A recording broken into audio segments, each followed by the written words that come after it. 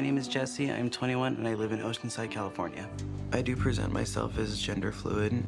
I don't conform to any specific gender norms or any specific gender at any given time. Jessie is very well known in Oceanside. She's very popular because she does help a lot of the homeless population out. But Jessie doesn't just help the homeless. She is one of them. The bedrooms, usually just lean the seat back and I go to sleep. There are many, many horrific different things that I've endured in life. The only thing that I seem to keep failing at is overcoming my addiction. I have become addicted to meth, heroin, and now fentanyl. I probably do more than 3 grams of fentanyl a day. I do roughly about the same in meth a day as well. His mother gives him a lot of money. Well, I needed to give you money to get your hair done. It's 30 and then like 10 for the hair. I have done sex work for money to support my drug habit. When I had Jessie, I was in my 30s. I was in my addiction. And Jessie was born with heroin and meth in his system. Jesse was placed into foster care. And when Jesse was 18 months, Jesse's grandmother, my mother, stepped in to take guardianship of Jesse. My mom taking Jessie in allowed for Jessie to remain in my life. If she had not, I may have lost all contact with him. My dad was a Hell's Angel, and my mom's house was the hangout. So there was a lot of chaos in the house for Jessie growing up. Our family all struggled with addiction, alcohol. So Jesse was surrounded by addicts. At around 7 years old, I came to a realization that I was a little bit more feminine than most of the other boys. Jesse wanted to play with dolls and play dress up, so we always knew Jesse was gonna be different. Neighborhood boys would constantly harass me, pick on me, and beat me up for being feminine. So when Jesse was 7 and he did tell me that he believed he was bisexual, he said, "Mom, does God hate me?" And I told him no, that God doesn't make mistakes. But when Jesse was 8, his whole world was flipped upside down. My mom went to the hospital a few times, and one time she just went and never came back. She ended up passing away from emphysema. I remember asking, "Where's Grandma?" I could never get a definitive answer from anybody. I mean, I knew that she was dead, but I couldn't wrap my head around it. It was really, really hard. My world was gone. When my mother passed away, Jesse went from family member to family member. I desperately wanted my mom at that point and to finally go live with her. But she would constantly get clean and then relapse and get clean, and it was just like a back and forth with her, and it was just a very hard chapter in my life. But when Jesse was 12 years old, I unfortunately relapsed on heroin, and so he was placed in a group home. As far as my family, everybody was using around that time, and nobody really could take him. It was just very disappointing for me. And the group home was the start of a very long and treacherous journey. And eventually I spent a lot of time alone in my room, feeling unwanted and feeling a lot like a mistake. I'd go to visit him, and he'd be in a holding cell by himself with a paper gown and a suicide blanket, sitting on the floor, crying. Jesse could have easily given up with everything that he was going through, but through all that, he managed to stay in high school. I really focused on my studies because it distracted me from being in juvenile hall, and I could really get lost in my schoolwork. At the same time, I started to discover myself more and more in my makeup and my clothing. Really getting an opportunity to express myself helped me realize that I was gender fluid. Jesse was on the right track, but everything changed so quickly. It surprised me, shocked me. My sister was still using drugs, and she got news that she was really sick. I had Hep C and hadn't been taking care of myself. She was told If she didn't stop using drugs, she would end up dying. The news hit Jesse really hard.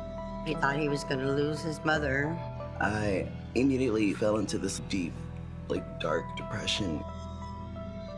I did get treatment for my hep C. Now I'm going on 2 years sober, but the damage had already been done to Jesse. When he was a freshman, Jesse began drinking and smoking marijuana. He dropped out of college, and it seemed like his dream at becoming a doctor was slipping away. And then Jesse started using heroin about 6 to 8 months after he started using methamphetamine. I switched from heroin to fentanyl about 7 to 8 months ago. Jesse's been hospitalized a few times by his own hand from trying to take his own life and also from other people hurting him. Death does not scare me because death would be better than where I'm at right now in life. My mom does help me a lot, and without her, I don't know where I'd be. I probably would be dead. Jesse used to take a lot of pride in dressing up and looking nice and doing her makeup and presenting herself.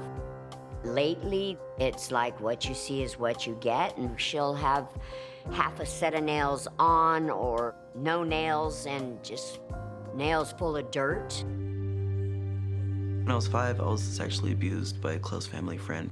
He sat down on the couch next to me and he bounced me on his lap, and I noticed that he had an erection through his pants. I didn't really know what it was, and being 5, and had me just rub it over his pants and stuff, and he would touch my penis as well.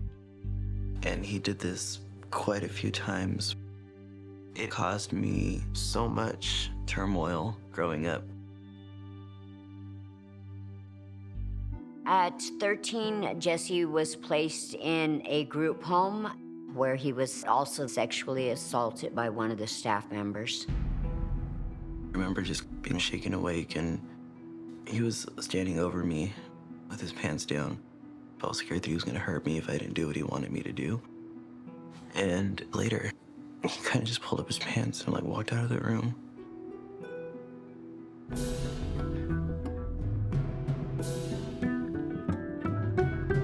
I feel like my mom gives me money because she feels like she owes me for all the time that she was not there. I'm not at that point where I'm strong enough yet to just cut him off. So in your guesstimate, how much would you say you're supplying to Jesse on a weekly basis? At least 500. Hey, Michael. Yes, sir. I want to chat with you in the back real quick. So, Michael, we've been reviewing footage. A friend of Jesse's who didn't realize the camera that was in the car was still rolling, and we just caught the audio. And I found this. It's kind of concerning, and I want you to hear it so you can make a call on what's best to do here. Okay. Dude, okay, oh my God. Okay, Jesse's gonna be, you know that show Intervention? His mom gave him the heads up that basically it's an intervention.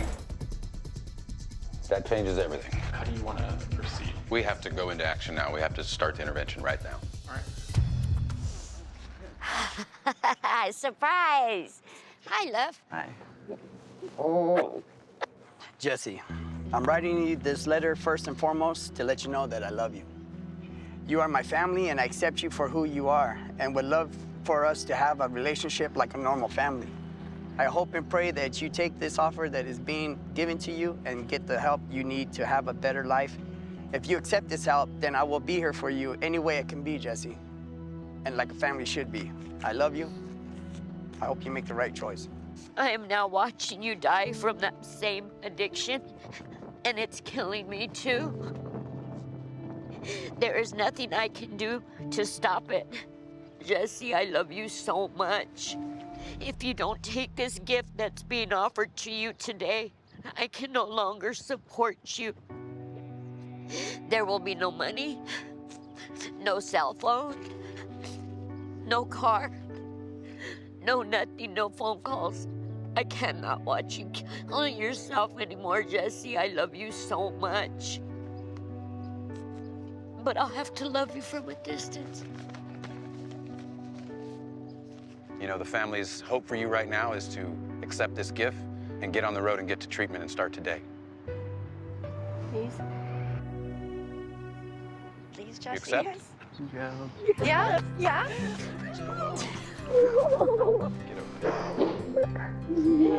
Come on, get in there, Auntie. Hi, Jesse. Welcome to West Valley Detox. I'm glad you accepted help and you're here with us today. Thank you so Are much. you okay with hugs? Yes, I am. Good. Thank you. All right, come on in. A little nervous being here, what I'm going to encounter emotionally coming off of everything. But my hopes is that I can stick this out and just come to truly better myself and be a better son and friend and just person overall to my mom and to my friends and to the world.